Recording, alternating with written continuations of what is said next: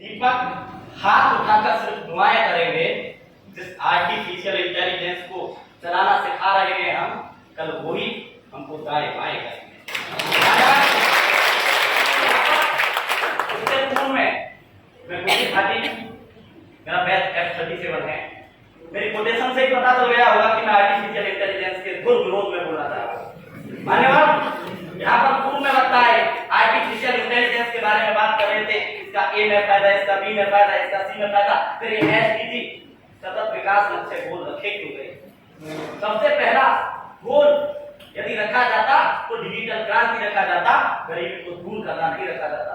मानवता के बारे में बात हो रही है, बुद्धिमत्ता के बारे में तो अभी कोई बोला नहीं कि बुद्धिमत्ता होती क्या है। मान्यवर, मैं आपको बताना चाहता हूँ बुद्धिमत्ता होती क्या है। बुद्धिमत्ता का आशय है सूचनाओं का संग्रहण करना, उनकी प्रोसेसिंग करना और नए विचारों को जन्म देना। इस 8 अरब की आबादी में सिर्फ 10 करोड़ लोग ऐसे होंगे जो नए विचारों को जन्म देते हैं। और आज की दुनिया में जो आर्टिफिशियल इंटेलिजेंस इतनी तेजी से बढ़ रहा है, इतनी तीव्रता के साथ बढ़ रहा है, वो नए नए विचारों को जन्म देने के लिए तैयार है। हम न्यूरोलॉजिक्स पर आधारित आर्टिफिशियल इंटेलिजेंस की दुनिया में जीने के लिए जा रहे हैं। मान्यवर, हम सोचेंगे नहीं कि हमको बदले की भावना नहीं है, वो इतने में कृत्य कर देगा। मानवता नहीं कहा। मान्यवर, इस प्रकृति ने मानव को बनाने के लिए उसको एक अद्वितीय चीज दी, वो है नए विचारों को जन्म देना।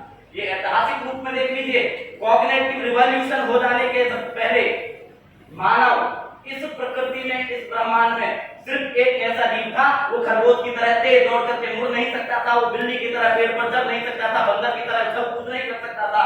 लेकिन यदि उसने आज प्रकृति के अधीन होने के बाद प्रकृति के नियंत्रण और निर्माता के रूप में स्थापित किया है, तो अपनी बुद्धिमत्ता के कारण किया है।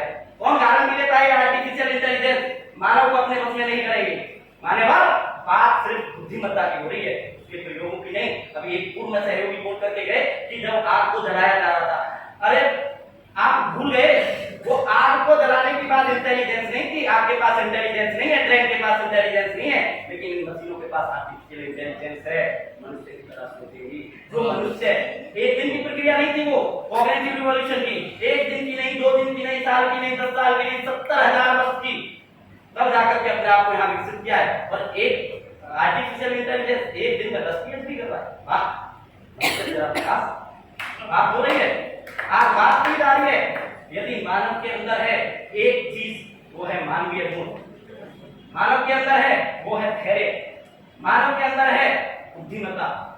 मान्यवर, अभी पिछले प्रयोगों में देखा गया है, एलन मस्क ने स्वयं कहा है कि परमाणु बम से भी घातक आर्टिफिशियल इंटेलिजेंस होने वाला है। स्टीफन हॉकिंग जैसे बुद्धिमान व्यक्ति यदि कहते हैं, क्यों कहते हैं? क्योंकि यदि ये मशीनें कॉन्शियस होंगी तो ये मानवता की बात बिल्कुल ध्वस्त कर देगी। सबसे बड़ी लड़ाई होने वाली है डेटा के संरक्षण की। हमारे डेटा के अधिकार, हमारे नियम कानून सब खड़े लगा देंगे।